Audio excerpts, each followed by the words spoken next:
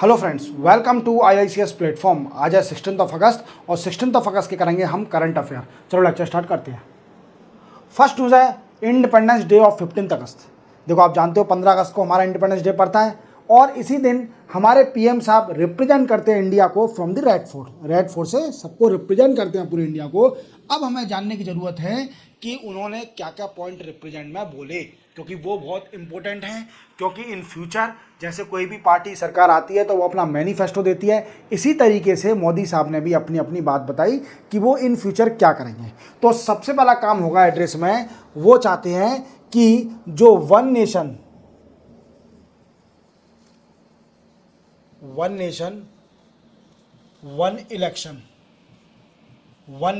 Election. आप जानते हो इंडिया में डिफरेंट टाइम पर इलेक्शन होते हैं। मीन्स यूनियन में अलग टाइम पे होंगे, स्टेट में अलग टाइम पे होंगे। और 2014 से गवर्नमेंट का, जो मोदी साहब हैं, बीजेपी गवर्नमेंट का एक ही मैनिफेस्टो में एक ही पॉइंट था कि सारी इंडिया में एक ही टाइम में इलेक्शन हो जाए, स्टेट में एज वेल एज यूनियन में। दूसरा पॉइंट बोला गया सर ने, uniform civil code.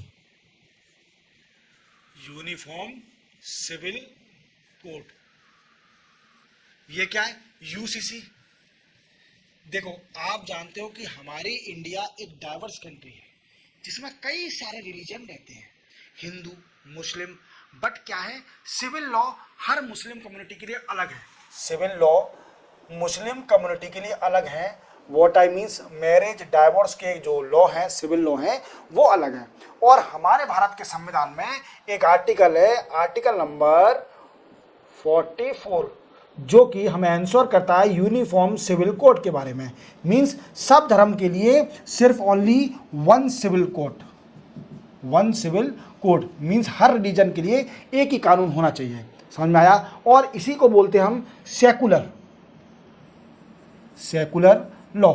Because India as a secular country, तो इंडिया में ऐसा कम्युनल लॉ भी नहीं होना चाहिए, सेकुलर लॉ होना चाहिए। क्या होना चाहिए? सेकुलर लॉ होना चाहिए। तो इसलिए क्या है कि आप जानते हो कि Goa is the only state in India that have a uniform civil code that come under, that is ensured by article number 44, that come under the directive principle of state policy, DPSP। Directive principle of state policy लिख देता हूं, directive principle of state policy. Clear. ये बोला गया uniform civil code के बारे में, थोड़ा डिफाइन करा गया कि in future uniform civil code भी इंडिया में आएगा, जिसमें सारे रिलीजन एक ही कानून में आ जाएंगे। जितने भी सिविल लॉ अलग अलग हैं, वो सिविल लॉ एक ही हो जाएगा इंडिया में, यूनिफॉर्म सिविल कोड हो जाएगा। और आप याद रखना कि गोवा एक अकेली स्टेट है इंडिया में जहां पर यूनिफॉर्म सिविल कोड है। क्लियर। तीसरा डिस्कस क्या किया? तीसरा किस पॉइंट रखा? थर्ड पॉइंट रखा कि जो ओलंपिक है, देखो आप जानते हो इंडिया ने अभी तक एक भी बार ओलंपिक कंडक्ट नहीं कराया है कंट्री में। अब सरकार का प्लान है कि 2036 में ओलंपिक का जो गेम होगा वो इंडिया में होना चाहिए। इनके प्लान है। अब ये प्लान सक्सेस होता है कि नहीं होता, ये बात अपन बाद में देखेंगे। बट इन्हें बोला है कि हम पूरा प्रयास करेंगे कि 2036 का ओलंपिक इंडिया में हो। और इंटरनेशनल ओलंपिक कमेटी ये डिसाइड करेगी कि किस कंट्री में होगा। इंडिया अप्रोच करेगी to the International Olympic Committee that next 2036 Olympic will be conducted in India. Clear. अब चलते हैं, और क्या बोला? Atrocities against women. देखो, आप जानते हो कि कई सारा अत्याचार हो रहा है वुमेन पर, और वुमेन का कंट्रीब्यूशन जरूरी है इंडिया में। इंडिया की ग्रोथ में वुमेन का कंट्रीब्यूशन इक्वली माना जाता है एज मैन की तरह ही वुमेन को भी इक्वल माना जाता है, because they are capable to participate in the economy as well as growth the country. ठीक है, वो ग्रोथ कर सकते हैं कंट्री का, इकोनॉमी में पार्टिसिपेट कर सकते हैं। तो उनको इक्वलाइज करने के लिए जो अत्याचार हो रहा है वुमेन पे, उसको रोका जाएगा। ठीक है, ये और बोला। देन आफ्टर उन्होंने क्या बोला? बांग्लादेश के ऊपर। देखो आपको मैंने कई हर लेक्चर में बताता हूं कि बांग्लादेश में पॉलिटिकल इनस्टेबिलिटी चल रही थी क्योंकि कई सारे स्टूडेंट ने प्रोटेस्ट किया था on the issue of reservation provided to the different different community.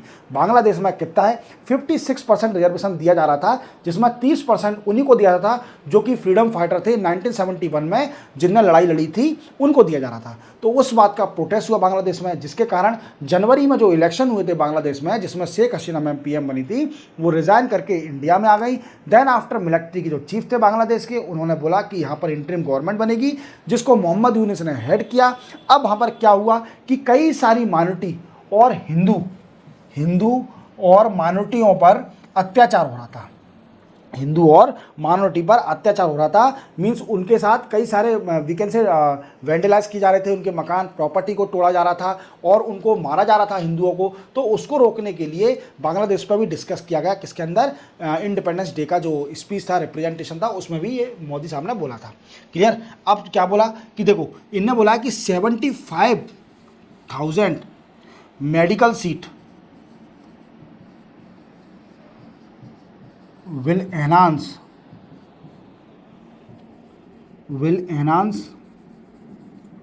for next 5 year। देखो क्या जानते हो, आप जानते हो कि हमारे इंडिया में कई सारे डॉक्टरों की कमी है और इससे कई सारी मोर्टेलिटी भी होती है, कई सारी मृत्यु भी हो जाती है। तो इसको रोकने के लिए मोदी साहब ने बोला है कि 75,000 सीट एनहांस होगी कॉलेज में, मेडिकल सीट, और 5 साल के अंदर ऐसा किया जाएगा कि मेडिकल सीट 75,000 तक हम एनहांस कर देंगे। क्लियर। चलते अपन और क्या स्पीच दी ना उन्हें।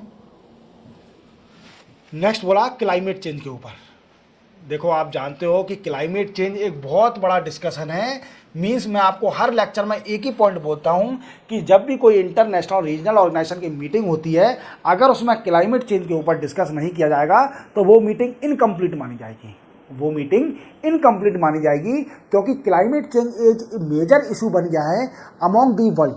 आप जानते हो कितना सारा क्लाइमेट चेंज बढ़ते जा रहा है, क्लाइमेट दिन प्रतिदिन बाई डिफरेंट फैक्टर। मैंने आपको कई सारे फैक्टर बताए थे, जैसे फॉसिल फ्यूल है, फ्यूल का यूज़ करना। These are the major reason to enhance the climate in the environment. Clear. अब देखो दोस्तों क्या है क्लाइमेट चेंज।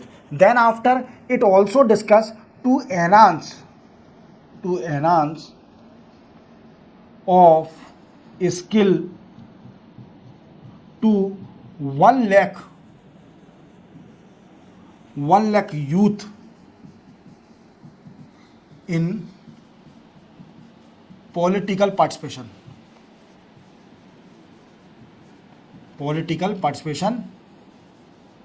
देखो इन्होंने बोला मोदी साहब ने कि 1 लाख यूथ को मींस एनहांस किया जाएगा, कि उनकी स्किल को एनहांस किया जाएगा पॉलिटिकल पार्टिसिपेशन के लिए।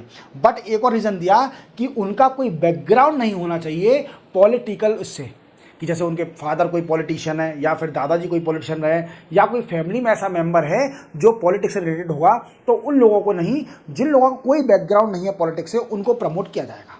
क्लियर। Next semiconductor. आप जानते हो कि सेमीकंडक्टर का अभी इन दैट टाइम बहुत बड़ा यूज़ है। सेमीकंडक्टर का बहुत बड़ा यूज़ है किसमें, एक तो आप जानते हो ये चिप आपकी यूज़ करी जाती है, मेमोरी चिप, इसमें सेमीकंडक्टर यूज़ करा जाता है। देन आफ्टर सोलर पैनल में यूज़ करा जाता है। तो सेमीकंडक्टर का प्रोडक्शन बढ़ाने के लिए, इंडस्ट्री सेटअप करने के लिए मोदी साहब ने ये भी दिया स्पीच। क्लियर। नेक्स्ट पढ़ते हैं। नेक्स्ट क्या है, नेक्स्ट है design in India, design for world. Means अगर इंडिया में कोई डिज़ाइन चीज़ हो रही है तो डिज़ाइन वर्ल्ड में भी होगी। क्लियर। ये भी पॉइंट बोला गया, रिप्रेजेंट में बोला गया कि जब स्पीच दे रहे थे तो डिज़ाइन इंडिया में कोई डिज़ाइन हुआ तो वर्ल्ड में भी रिकॉग्नाइज किया जाएगा। समझ लो, मेक इन इंडिया से रिलेटेड है। We can say it enhance the production of the product in India. Clear. और एक और चीज़ याद रखना, ये सारे पॉइंट हो गए ये आपके डिस्कस। इसमें 1 lakh governance unit,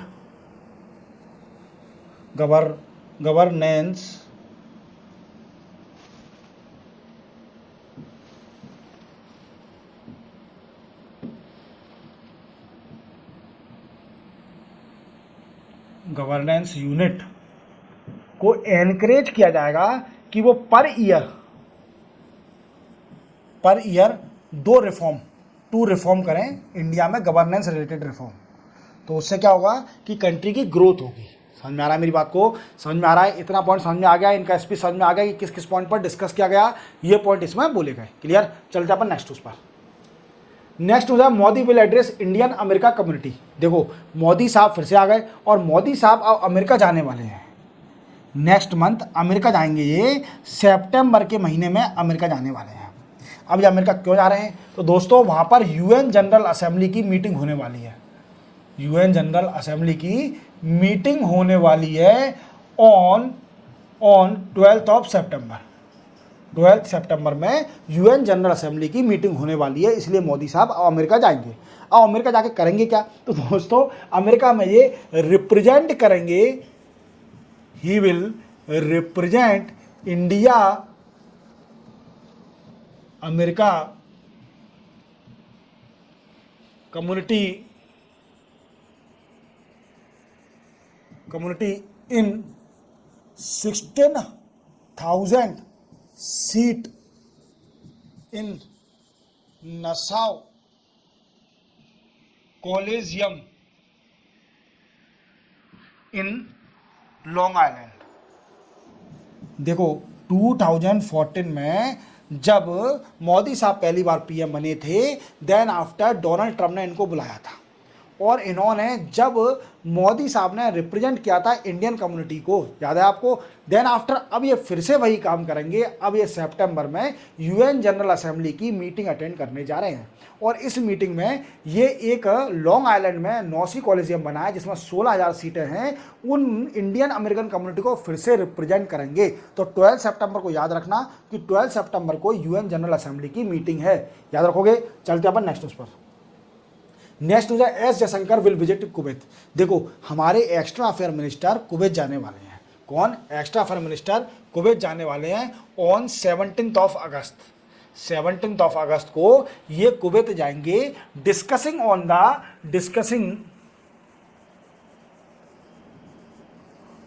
on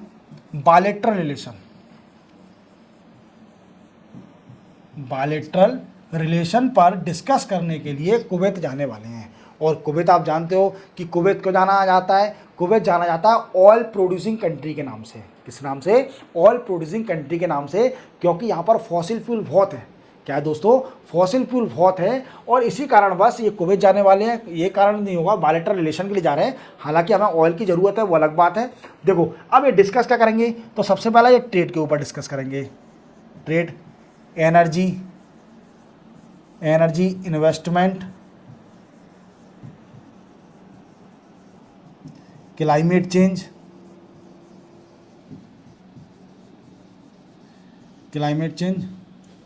uncertainty,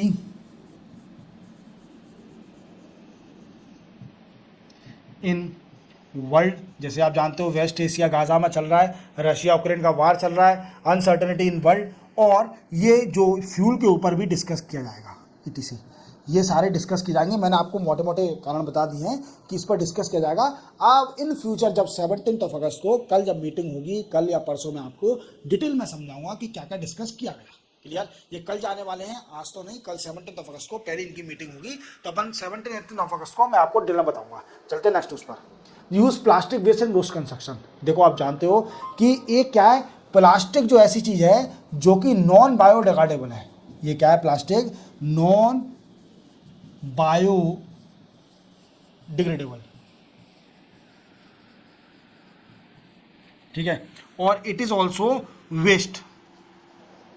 अब ये नॉन बायोडिग्रेडेबल है तो डेफिनेटली ये पॉल्यूशन क्रिएट कर सकती है हमारे एनवायरमेंट, और करती भी है पॉल्यूशन, क्योंकि ये नॉन बायोडिग्रेडेबल है। आपने कई बार सुना होगा, आप अपने इंडिया में रहते हो, कि कभी कभी गाय, हमारी जो काव रहती हैं, वो कभी कभी पन्नी के साथ खाना खा जाती हैं। मीन जो पन्नी होती है, पॉलीथीन जिसको अपन बोलते हैं, जो कि प्लास्टिक की बनी होती है, वो पन्नी के साथ ही खाना खा जाते हैं। और वो पन्नी नॉन बायोडिग्रेडेबल होती है, तो वो पेट में, उनके जो स्टोमक में कुछ ना कुछ एक्टिविटी करती रहती है, जिससे उनकी मृत्यु भी हो जाती है, तो क्या ये नॉन बायोडिग्रेडेबल है? ये क्या है? इसको ऑटोमेटिकली बायोडिग्रेड नहीं होती, एनवायरमेंट में सुटेबल नहीं होती, इकोलॉजिकल डिस्टर्बेंस कर सकती है। इकोलॉजिकल डिस्टरबेंस कर सकती है। अब वर्ल्ड ने इसका सॉल्यूशन निकाला था, वर्ल्ड ने इसका सॉल्यूशन निकाला था कि जो प्लास्टिक वेस्ट है इसका यूज़ कहाँ किया जाए, प्लास्टिक वेस्ट का यूज़ कहाँ किया जाए। तो दोस्तों इन्होंने सॉल्यूशन ये निकाला कि प्लास्टिक वेस्ट को हम रोड में यूज़ करें, प्लास्टिक वेस्ट को हम यूज़ करें, use in road construction, road construction. अब आपके मन में डाउट आ रहा होगा कि सर रोड कंस्ट्रक्शन में कैसे यूज़ करा जाएगा। देखो आप जानते हो डामर, आप हिंदी में जिसको बिटूमिन बोलते हैं, इंग्लिश में बिटूमिन, और हिंदी में बोलते हैं इसको डामर, हिंदी में पहली बार लिख रहा हूँ हिंदी, ठीक है, डामर बोलते हैं इसको बिटूमिन को। अब ये बिटूमिन के साथ मिला दिया जाएगा, प्लास्टिक को लिक्विड फॉर्म में होता है, डामर जानते हो लिक्विड फॉर्म में होता है, और ब्लैक लिक्विड फॉर्म में। तो क्या होता है कि प्लास्टिक को इसके साथ मिला दिया जाएगा। अब क्वेश्चन बनता है कि सरकार ने कितना परसेंटेज डिसाइड करके रखा है कि कितना वेट बिटूमिन का उतना प्लास्टिक होगा। तो डिसाइड करके रखा है कि 8% of weight of bitumen, 8% of bitumen is plastic, मतलब 8% वेट जो होगा बिटूमिन का वो प्लास्टिक होगा। क्लियर, ये डिसाइड करके रखा है। अब इन्होंने बोला है कि जितने भी अर्बन एरिया होते हैं उनके आसपास की कॉलोनियां होती हैं उनकी रोड में प्लास्टिक को ऐड किया जाए, बिटूमिन को प्लास्टिक को ऐड किया जाए, जिससे जो प्लास्टिक है नॉन बायोडिग्रेडेबल उससे निजात पाया जा सके, पॉल्यूशन ना बढ़ सके एनवायरनमेंट में। क्लियर। देखो अब दोस्तों अब क्या है, अब एक और चीज याद रखना, क्या हुआ था कि Indian road, national road Congress हुई थी, नेशनल बोल लो या इंडियन बोल लो बात तो बराबर ही है, नेशनल रोड कॉन्फ्रेंस हुई थी 2013 में, हुई थी 2013 में, और इसने रिकमेंडेशन दिया था national road transport and highway को कि रोड बनाने में प्लास्टिक वेस्ट का यूज़ किया जाए। क्या यूज़ करा जाए? प्लास्टिक वेस्ट का यूज़ किया जाए। और इसी के साथ जब ministry of road transport and highway decided after recommendation of National Road Congress decided to use plastic in road of urban areas or cities having population 5 lakh और मोर, 5 लाख और 5 लाख से ज़्यादा पॉपुलेशन होगी तो वहाँ पर उनकी रोडों पर प्लास्टिक यूज़ करा जाएगा। Clear. Ministry of road transport and highway ने ये डिसाइड करके रख दिया। और जो नेशनल रोड कांग्रेस जो हुई थी 2013 में, उसने ये रिकमेंडेशन दिया था किसको? Ministry of road transport and highway को, कि जो रोड है उसमें प्लास्टिक का यूज़ किया जाए, क्योंकि प्लास्टिक क्या है? नॉन बायोडिग्रेडेबल है और ये मीन्स एनवायरमेंट में पॉल्यूशन क्रिएट करती है। Clear. That is also a major participation in the climate change effect और इकोलॉजिकल डिस्टर्बेंस, ये भी सबसे बड़ा रोल प्ले करती है प्लास्टिक भी, याद रखना इस चीज़ का। तो क्या है कि इन्होंने बोला कि 8% means 8% of the weight of the bitumen is plastic, जो वेस्ट प्लास्टिक होगा वो होगा। क्लियर। तो इससे प्लास्टिक का निजात पाया जाएगा। आप मेंशन करके आना कि government decided to use the 8% of the weight of the bitumen is plastic, ऐसा लिख के आना तो आपको अच्छे मार्क्स मिलेंगे।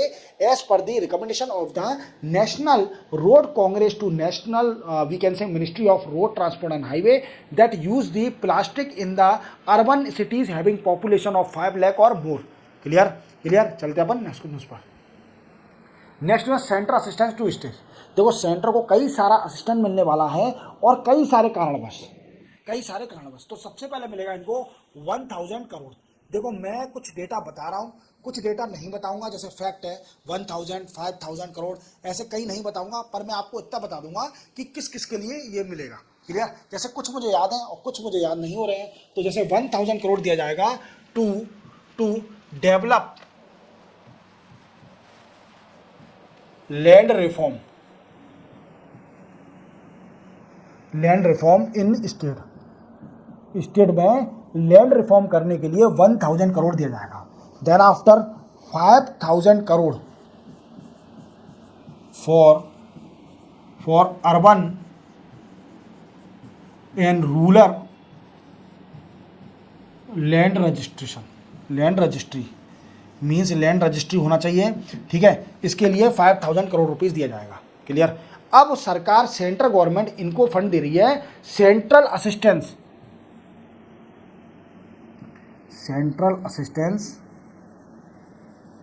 For financial year 2024 to 25। Clear. इसलिए फंड भी दिया जाएगा। देन आफ्टर एक और सेंट्रल गवर्नमेंट ने स्कीम बनाई थी जिसका नाम है, सेंट्रल गवर्नमेंट ने स्कीम जिसमें क्या है, वर्किंग वुमेन हॉस्टल बनाएंगे। वर्किंग वुमेन हॉस्टल बनाए जाएंगे। अब ये हॉस्टल करेंगे क्या, तो देखो जो वर्किंग वुमेन है, सिंगल वुमेन है, उनके लिए प्रमोट करने के लिए, व्हाट आई मीन्स उनको रहने के लिए रेसिडेंशियल एरिया बनाने के लिए ये वर्किंग वुमेन हॉस्टल बनाए जा रहे हैं। क्या बनाए जा रहे हैं, वर्किंग वुमेन हॉस्टल। और ये कहाँ बनाए जाएंगे, ये बनाए जाएंगे दोस्तों स्टेट के अंदर। कहाँ बनाए जाएंगे, स्टेट में बनाए जाएंगे। क्लियर। अब इसको बनाने के साथ साथ स्टेट को लैंड देनी पड़ेगी फ्री ऑफ कॉस्ट, लैंड देनी पड़ेगी फ्री ऑफ कॉस्ट। और ये पीपीपी मॉडल पर बनेंगे, means public private partnership model पर ये बनाए जाएंगे। क्लियर। और लैंड कौन देगा, स्टेट गवर्नमेंट देगी, और ये पीपीपी मॉडल पर बनाए जाएंगे। क्लियर। ये पीपी मॉडल पर बनाए जाएंगे। दूसरी बात क्या है इसमें, देखो क्या करेगी पीपी मॉडल, अब जो ओन करेगी इनको, ओन जो करेगी by state government, by state government. What I means कि स्टेट गवर्नमेंट इसको, इनका मालिक रहेगी। जो वर्किंग हॉस्टल बनना है, वर्किंग वुमेन हॉस्टल, और operation and maintenance, operation and maintenance वो कौन संभालेगा, बाई प्राइवेट प्लेयर, जो कि पीपीपी मॉडल है, प्राइवेट प्लेयर संभालेंगे। क्लियर। और एक और बात याद रखना कि सेंट्रल गवर्नमेंट असिस्टेंस किस लिए देने वाली है, स्टेट से बोला है टू डेवलप यूनिक क्या है, लैंड पार्सल आइडेंटिफिकेशन नंबर।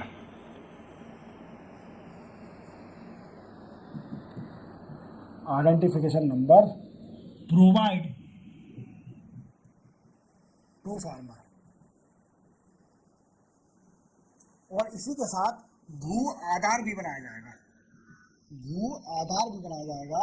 जो कि फार्मर के लिए बनाया जाएगा। स्टेट गवर्नमेंट इसके लिए काम करेगी।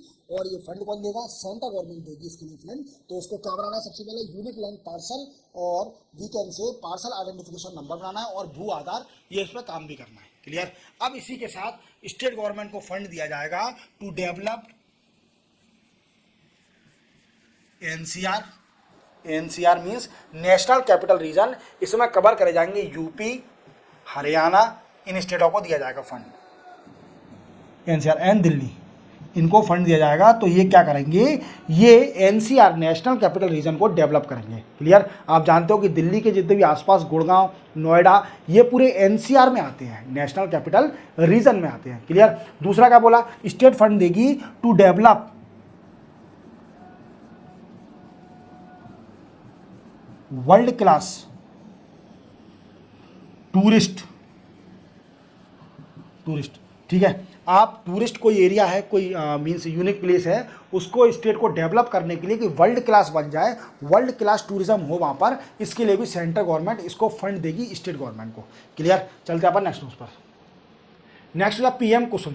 देखो आपको मालूम है कि ये scheme prime minister central government की स्कीम थी, और इसका फुल फॉर्म है दोस्तों प्रधानमंत्री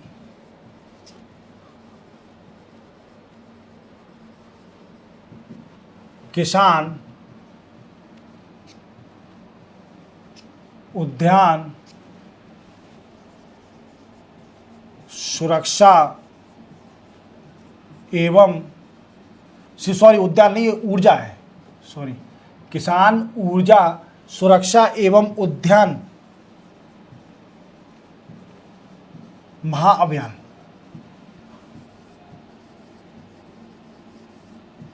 ये स्कीम आई थी दोस्तों, सेंट्रल गवर्नमेंट ने स्कीम निकाली थी और इसका मेन एम था, एम टू डेवलप और जनरेट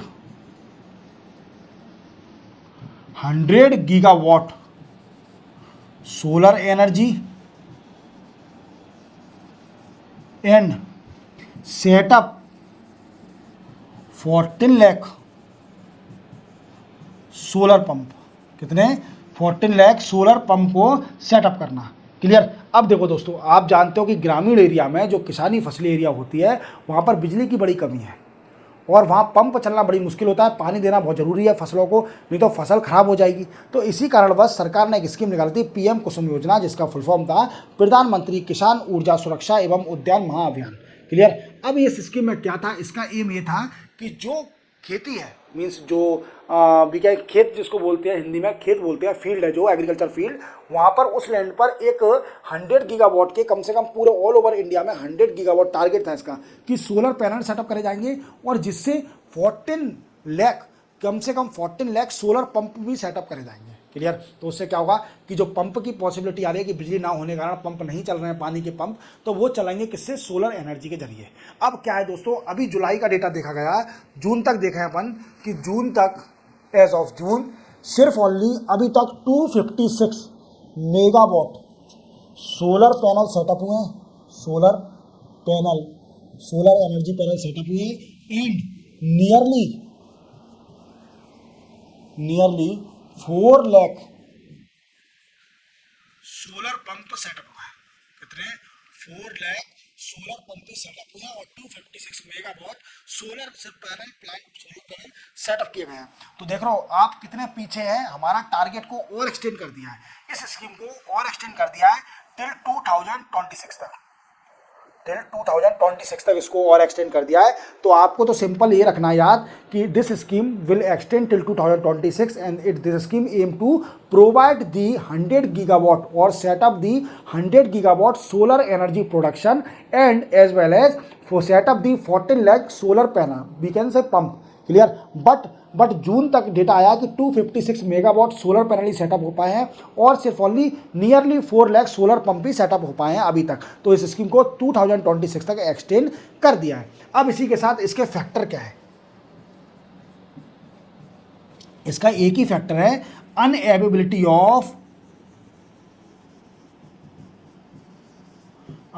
ऑफ लैंड।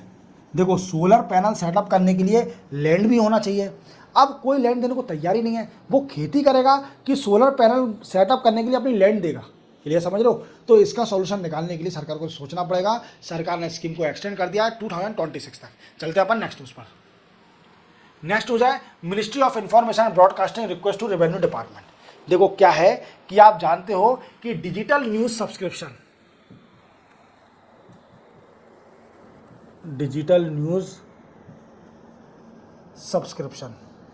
कई सारे लोग बाग न्यूज़ चैनल और न्यूज़पेपर सब्सक्राइब करके सुनते हैं। मीन्स मी कौन से हार्ड कॉपी प्रेफर नहीं करते हैं, सॉफ्ट कॉपी प्रेफर करते हैं किसी भी न्यूज़ की, और इसका सब्सक्रिप्शन लेते हैं। अब लेने के साथ क्या होता है दोस्तों कि इस पर जीएसटी लगता है 18%। कितना लगता है? 18% जीएसटी लगता है। आप किसी भी चीज़ का डिजिटल न्यूज़ सब्सक्रिप्शन लेते हो तो इस पर 18% जीएसटी आपका कटता है। बट अभी ministry of information and broadcasting ने रेवेन्यू डिपार्टमेंट से रिक्वेस्ट करी है कि इस 18% जीएसटी को रिड्यूस करके कर दीजिए 5%। कितना कर दीजिए? 5% कर दीजिए इसको रिड्यूस करके। बट ये ऑथोरिटी रेवेन्यू डिपार्टमेंट पर नहीं है, ये ऑथोरिटी किस पर है? जीएसटी काउंसिल पर।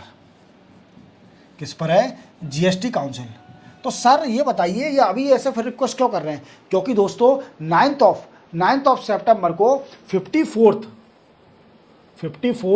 जीएसटी काउंसिल की मीटिंग होने वाली है।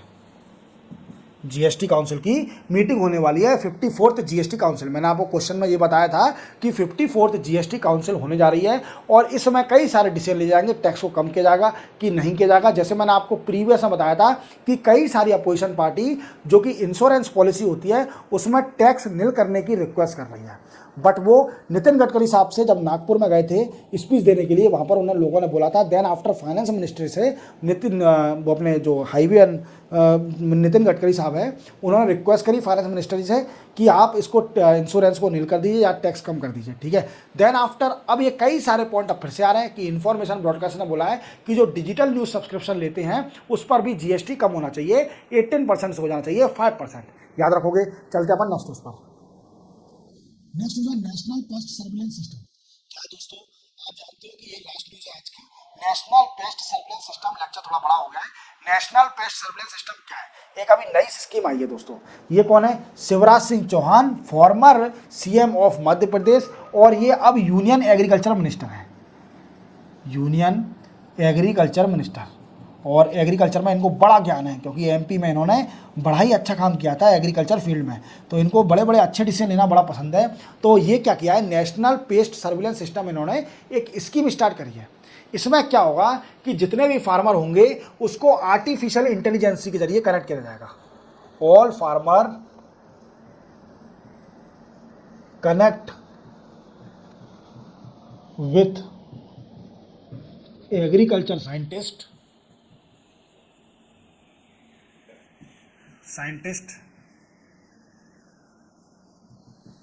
And expert bye artificial intelligence. Mobile के जरिए इसे कनेक्ट कर दिया जाएगा एक्सपर्ट और साइंटिस्ट से। अब सर ऐसा किया क्यों जा रहा है? सबसे बड़ा क्वेश्चन है कि इसमें पेस्ट का जो वर्ड यूज़ करा है इसका मतलब क्या है? आपने गलत तो नहीं पढ़ा दिया कहीं कि कनेक्ट करा जा रहा है, पर इसमें पेस्ट का वर्ड यूज़ करा जा रहा है। तो आप जानते हो कि जो किसान होते हैं वो बेचारे अनएजुकेटेड होते हैं, उनको नहीं पता कि कितना पेस्टिसाइड यूज़ करना है और कौन सा पेस्टिसाइड यूज़ करना है हमारी फील्ड पर, जिससे प्रोडक्शन हमारा किसानी का प्रोडक्शन बढ़े।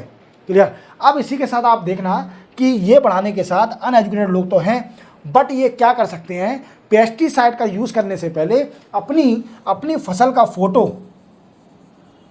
लेकर या सर्विलेंस करने के लिए साइंटिस्ट और एक्सपर्ट को भेज सकते हैं। तो वो बताएंगे इनको रियलिटी कि कौन सा पेस्टिसाइड यूज़ करें और कितना अमाउंट का पेस्टिसाइड यूज़ करा जाए। ज़्यादा अमाउंट का यूज़ कर लोगे पेस्टिसाइड फील्ड पर तो क्या होगा कि किसान पूरी जो खेती है वो नष्ट हो जाएगी, ख़त्म हो जाएगी। तो उसको बचाने के लिए कितना पेस्टिसाइड यूज़ करना है और कौन सा पेस्टिसाइड यूज़ करना है, तो फार्मर कंसल्ट कर सकेगा। साइंटिस्ट और एक्सपर्ट है जो एग्रीकल्चर के, उनसे कंसल्ट कर जाएगा बाई मोबाइल फ़ोन के जरिए कंसल्ट कर सकेगा। समझ लो, ये इसका मेन मोटिव है। इसके मेन मोटिव क्या है कि कितना पेस्टिसाइड और कितना वी कैन से कौन सा पेस्टिसाइड यूज करना है on agriculture field after consulting with a scientist and expert of the agriculture by artificial intelligence और थ्रू कनेक्शन थ्रू मोबाइल। समझ में आ गया? इसी के साथ 16 अगस्त के करंट अफेयर दोस्तों कंप्लीट होते हैं। चैनल को सब्सक्राइब और बेल आइकन प्रेस करना ना भूलें। चलो मिलते हैं हम कल 17 अगस्त को नए करंट अफेयर के साथ। तब तक के लिए जय हिंद।